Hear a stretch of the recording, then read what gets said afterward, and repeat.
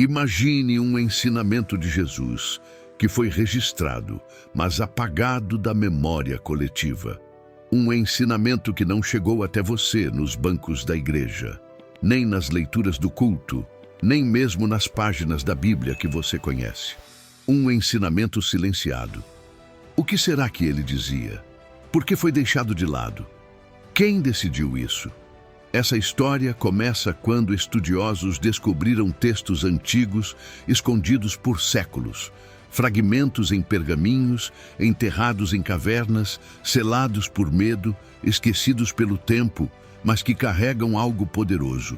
Palavras atribuídas a Jesus. Palavras que não estão na Bíblia oficial que temos hoje. Esses escritos são chamados de textos apócrifos, ou seja, não reconhecidos como parte oficial das Escrituras Sagradas. Mas mesmo assim, eles existem e provocam perguntas que nos desafiam até hoje. O mais famoso desses textos é o Evangelho de Tomé, um manuscrito encontrado no Egito em 1945, contendo 114 ditos atribuídos a Jesus. Muitos deles se parecem muito com os evangelhos que conhecemos, Mateus, Marcos, Lucas e João. Mas outros são diferentes, são enigmáticos, cheios de códigos espirituais, alertas e mistérios. Um deles, o dito número 1, diz: quem descobrir o significado destas palavras não provará a morte. Você já parou para pensar no peso dessa frase? Parece algo que Jesus poderia dizer, não é? Mas essa afirmação divide os estudiosos até hoje. Será que é autêntica ou uma criação posterior? No mesmo Evangelho de Tomé, há um outro dito que nos chama a atenção. O reino está dentro de vós e à vossa volta. Quando vos conhecerdes, então sereis conhecidos e sabereis que sois filhos do Pai vivo. Um chamado poderoso ao autoconhecimento espiritual. Algo que ecoa o que Jesus falou em Lucas 1:17. E tu, menino, serás chamado profeta do Altíssimo, para dar ao seu povo o conhecimento da salvação. No entanto, Tomé entrega isso em uma linguagem quase cifrada, como se fosse uma chave para abrir algo muito mais profundo. Então, surge a grande questão: por que esses textos foram deixados de fora? Por que a igreja primitiva decidiu não incluí-los no Novo Testamento? Havia medo de que confundissem os fiéis? Ou será que, em algum momento, alguém quis controlar o que seria lembrado e o que seria esquecido? Outro exemplo é a Didaquê, que significa o ensinamento dos 12 apóstolos. Um escrito primitivo do primeiro século, que traz orientações claras sobre batismo, jejum, oração, comunhão e vigilância contra falsos profetas.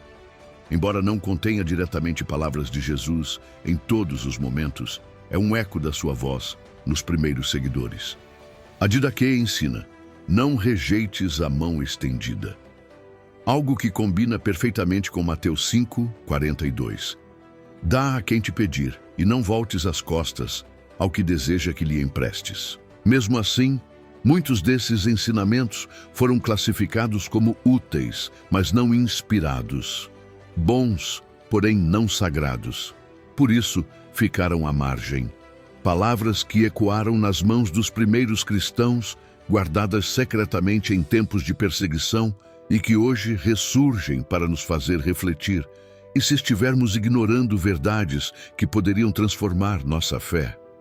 É fundamental lembrar que os textos apócrifos não fazem parte da Bíblia canônica. Não devemos tratá-los como palavra de Deus absoluta, mas com discernimento. Ao olharmos para eles, percebemos uma busca profunda por conhecer mais a Cristo. Uma sede que nos dias atuais parece ter se perdido. O Evangelho dos Hebreus, por exemplo, fala de uma visão de Jesus com o Espírito Santo manifestando-se como sua mãe espiritual. Uma linguagem simbólica, poética, que muitos estudiosos dizem refletir tradições orais antigas.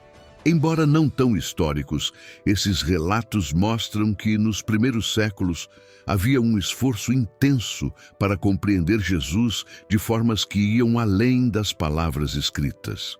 E aqui chegamos ao ponto crucial: o que significa seguir Jesus? Será que basta repetir os versículos que conhecemos? Ou é um chamado para mergulhar na essência do que ele representa? João 21:25 diz: Há, porém, ainda muitas outras coisas que Jesus fez. Se todas elas fossem escritas uma por uma, creio que nem no mundo inteiro caberiam os livros que seriam escritos. Isso nos lembra que há mistérios que não cabem apenas em páginas, mas podem ser revelados a corações sedentos. Quando ouvimos sobre palavras perdidas de Jesus, não devemos temer, mas discernir, orar e buscar o que o Espírito Santo quer nos ensinar hoje.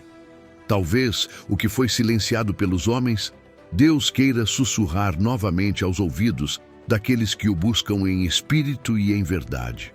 Não se trata de substituir a Bíblia, nunca, mas de despertar para a grandeza de um Salvador que não cabe só em capítulos, mas se revela a cada dia para quem o busca com sinceridade. As palavras de Jesus não morreram, elas ecoam, e muitas ainda esperam para serem ouvidas. Além do Evangelho de Tomé e da Didaquê, existem outros textos apócrifos que nos mostram como os primeiros cristãos buscavam entender Jesus e sua mensagem de formas diferentes, muitas vezes mais simbólicas e misteriosas. Um desses textos é o Evangelho dos Hebreus, que, embora não faça parte da Bíblia, revela um olhar especial sobre Jesus e o Espírito Santo. Nesse Evangelho, há relatos de Jesus conversando com o Espírito Santo, que aparece simbolicamente como sua mãe espiritual. Essa imagem pode parecer estranha para quem está acostumado apenas com os evangelhos canônicos, mas ela mostra uma tentativa profunda de explicar a relação íntima entre Jesus e o Espírito Santo de maneira que tocava o coração dos primeiros cristãos. Mas por que esses textos ficaram fora da Bíblia? A resposta está ligada a uma série de decisões feitas nos primeiros séculos da Igreja, quando bispos e líderes escolheram quais escritos seriam reconhecidos como inspirados e, portanto, oficiais. Eles queriam preservar a pureza da mensagem, evitar heresias e confusões. No entanto, esse processo também deixou muitos ensinamentos que circulavam nas comunidades cristãs à margem, escondidos e esquecidos.